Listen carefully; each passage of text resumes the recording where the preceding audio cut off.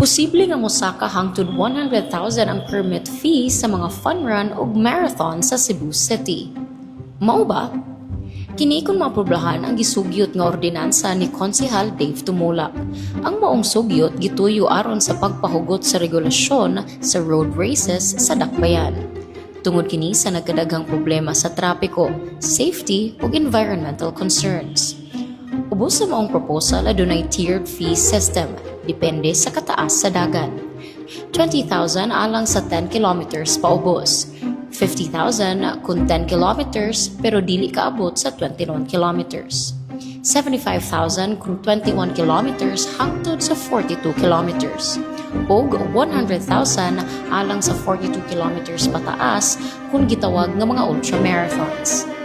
Gawa sa permit fee na ginahanglan usab ang mga organizer o performance bond nga moabot og 50% sa maong bayranan nga ma-refund lamang kung makompleto ang clean-up o traffic management human sa event. Sumala nito mulak ang pagpataas sa bayranan nagpakita sa tinuod nga gasto sa regulation. Ilabi na nga libuan na ka mga runner ang moapil. Ug dako na ang kinahanglan nga suporta gikan sa gobyerno. Lakip ang traffic rerouting, deployment sa personnel, ug environmental management. Kinahanglan usab nga mokuha og endorsement gikan sa Cebu City Sports Commission o clearance gikan sa Cebu City Transportation Office, apil ang detalyadong traffic plan.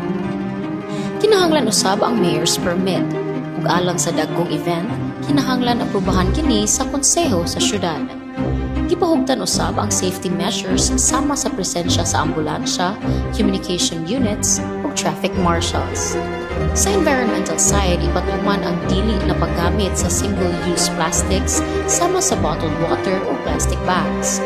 Kinahanglan adunay refilling stations ug sakto nga waste management ug siguraduon na hingpit ang clean-up human ang event. Apil usab sa sugyot ang paghatag og napulo ka libreng slots alang sa grassroots athletes aron mas mapalabda ang ilahang partisipasyon.